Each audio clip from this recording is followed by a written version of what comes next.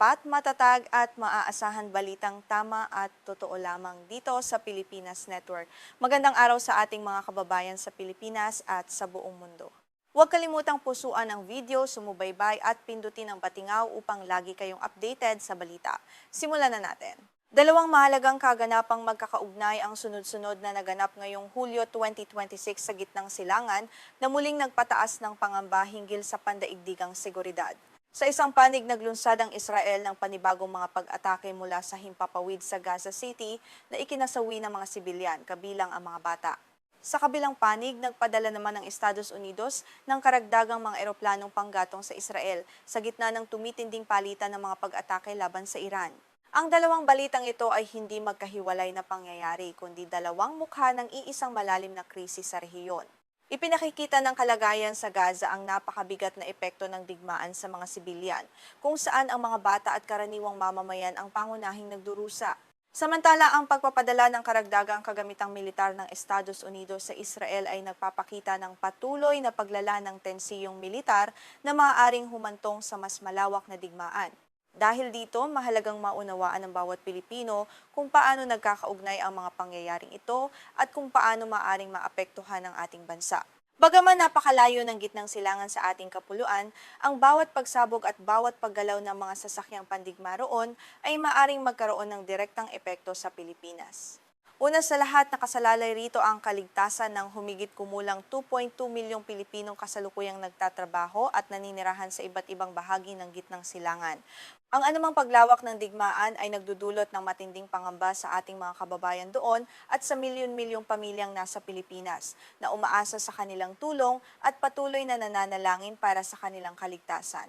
Bukod sa kaligtasan ng ating mga OFW, may malalim din itong epekto sa pang-araw-araw na pamumuhay at ekonomiya ng Pilipinas.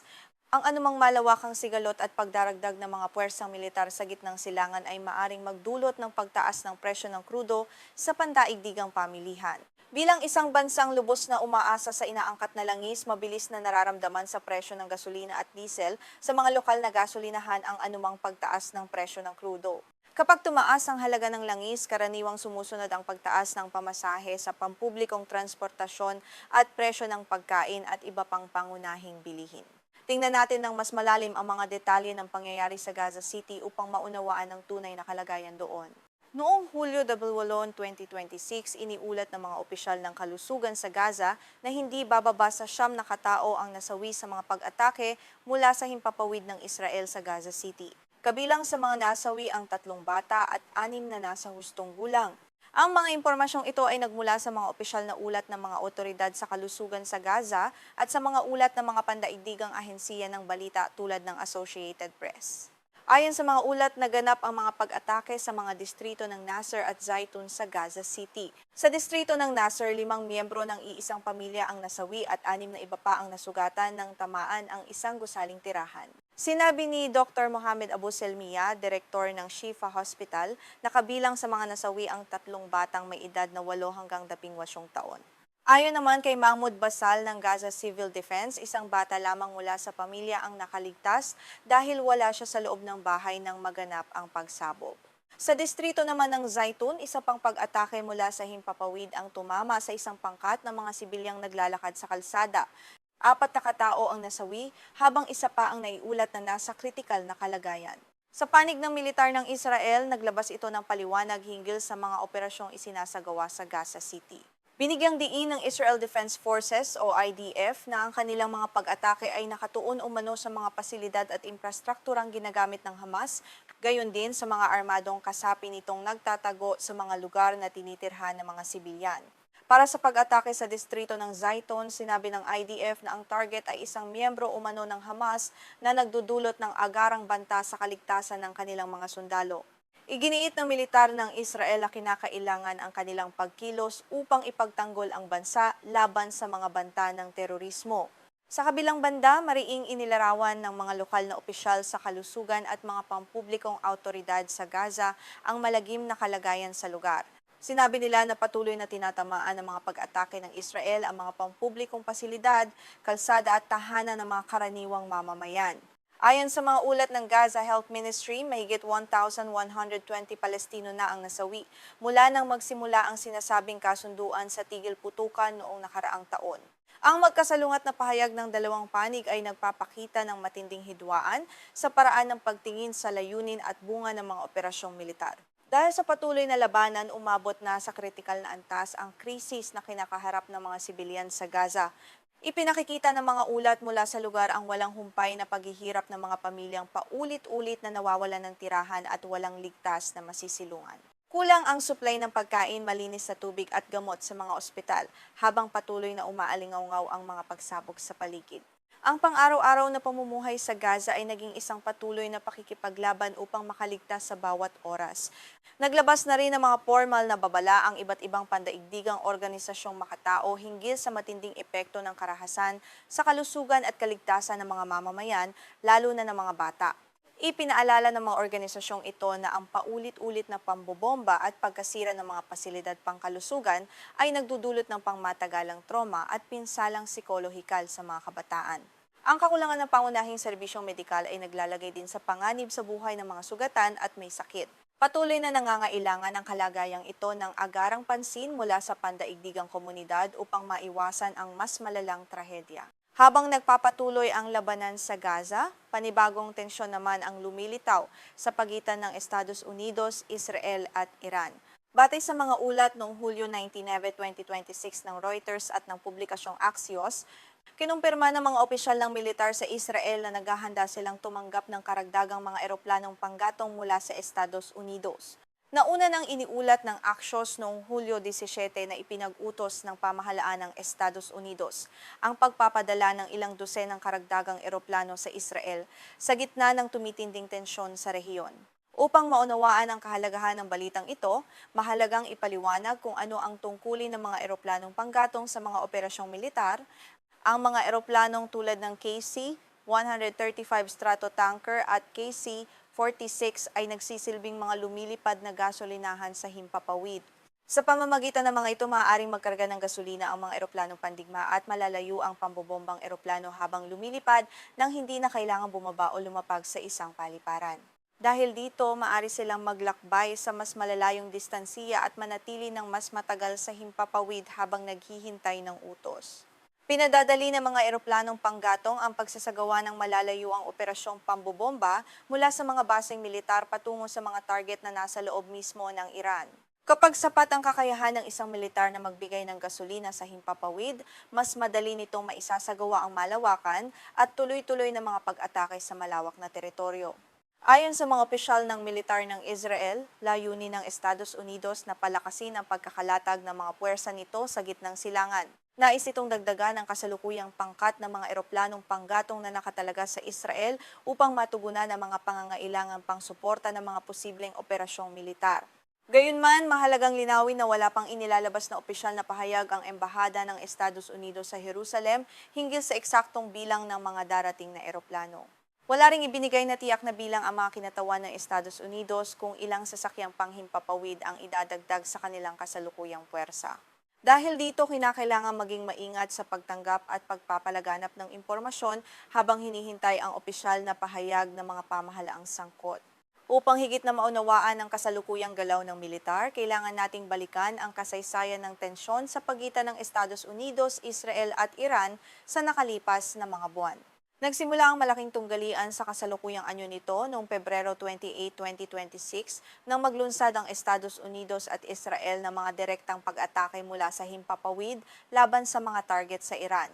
Sa panahong iyon, nagsimula ring maglagay ang Estados Unidos ng ilang dosenang eroplanong panggatong sa loob ng Israel. Matapos ang mga unang pag-atake, nagkaroon ng pansamantalang kasunduan sa tigil putukan noong nakaraang buwan upang subukang pigilan ang tuluyang paglawak ng digmaan. Gayunman, bumagsak din ang pansamantalang kasunduan matapos ang panibagong palitan ng mga pag-atake sa mahahalagang pasilidad at infrastruktura.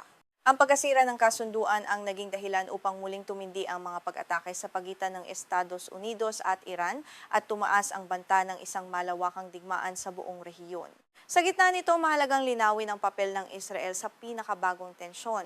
Bagaman nagpapadala ang Estados Unidos ng maraming eroplano at gumagamit ng mga basing militar sa Israel, hindi direktang lumahok ang militar ng Israel sa pinakabagong serye ng mga pag-atake ng Estados Unidos laban sa Iran. Nananatiling mga puwersa ng Estados Unidos ang pangunahing nagsasagawa ng mga pag-atake habang ginagamit ang Israel bilang estratehiko at suportang himpilan ng hukbong panghimpapawid ng Estados Unidos. Ang patuloy na pagdami ng mga eroplanong militar ng Estados Unidos sa Israel ay nagdulot din ng malaking epekto sa mga gawaing pangsuporta at sa komersyal na paglipad sa rehiyon. Noong Hunyo 25, 2026, inihayag ng pamahalaan ng Israel na umabot sa kabuuang 98 eroplanong militar ng Estados Unidos ang nakatalaga at nakaparada sa loob ng kanilang bansa. Ang malaking bilang ng mga sasakyang panghimpapawid na ito ay nagdulot ng matinding pagsisikip sa mga pasilidad na karaniwang ginagamit para sa mga sibilyang biyahe. Dahil sa dami ng mga eroplanong militar, lubhang naapektuhan ang Ben Gurion International Airport, ang pangunahing paliparang komersyal ng Israel. Noong Mayo, iniulat ng mga awtoridad sa transportasyon na humigit kumulang 70 bahagdan ng pangkalahatang gawain sa paliparan ang nalimitahan o naantala. Malaking bahagi ng mga daanan, paradahan, pasilidad at kagamitan ng paliparan ang ginamit ng mga eroplanong militar ng Estados Unidos. Nagdulot din ito ng banta ng pagtaas ng pamasahe at pagkansela ng libo-libong komersyal na biyahe sa panahon ng pinakamataas na bilang ng mga biyahero tuwing tag-init. Upang maiwasan ang tuluyang pagkalumpo ng paggalaw ng mga eroplanong sibilyan at mabawasan ang abala sa mga biyahero, nagkasundo ang militar ng Estados Unidos at ang Israeli Transport Ministry na limitahan sa 20 eroplano ang maaring manatili sa Ben Gurion Airport. Ang iba pang mga eroplanong panggatong ng Estados Unidos ay inilipat sa mga himpilan ng Israeli Air Force tulad ng Ramon Air Base upang hindi gaanong maabala ang mga rutang ginagamit ng mga komersyal na eroplano. Ayon sa pagsusuri ng mga dalubhasa sa geopolitika, may malalim na implikasyon sa kinabukasan ng Gitnang Silangan ang patuloy na pagpapadala ng karagdagang mga eroplanong panggatong sa Israel. Ang ganitong uri ng pagpapalakas ng puwersang militar ay nagpapahiwatig na naghahanda ang Estados Unidos para sa mas malawak at mas matagal na operasyon laban sa Iran kung tuluyang mabigo ang mga diplomatikong hakbang. Mahalaga ang sapat na kakayahang magbigay ng gasolina sa himpapawid upang maisagawa ang tuloy-tuloy na pambobomba sa malalayong lugar. Dahil dito, patuloy na tumataas ang pangamba ng mga pandaigdigang tagamasid na ang sabay na labanan sa Gaza at tumitinding tensyon sa Iran ay maaaring humantong sa isang malawakang digmaan sa buong rehiyon. Kapag nagpatuloy ang direktang palitan ng mga pag-atake ng mga pangunahing bansa sa Gitnang Silangan, mas magiging mahirap kontrolin ang sigalot at mas mabilis itong maaaring kumalat sa mga karatig bansa. Ang ganitong digmaan ay magdudulot ng napakalaking pinsala sa buhay ng tao, mga infrastruktura at pandaigdigang kapayapaan. Bukod sa banta ng digmaan, may direktang epekto rin ang krisis sa pandaigdigang pamilihan at ekonomiya. Nagmumula sa Gitnang Silangan ang malaking bahagi ng supply ng langis sa buong mundo.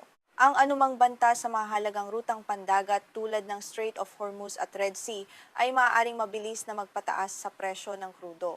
Kapag naantala ang komersyal na paglipad at pagpapadala ng mga kalakal sa dagat, mapipilitang dumaan ang mga barko sa mas mahahabang ruta. Magpapataas ito sa gastos sa transportasyon ng mga kargamento at sa presyo ng mga produktong inaangkat. Para sa Pilipinas, patuloy na sinusubaybayan ng Department of Foreign Affairs o DFA at ng Department of Migrant Workers o DMW ang kalagayan upang matiyak ang seguridad ng ating mga kababayan. May umiiral na mga antas ng babala o crisis alert levels ang pamahalaan sa iba't ibang bansa sa Gitnang Silangan.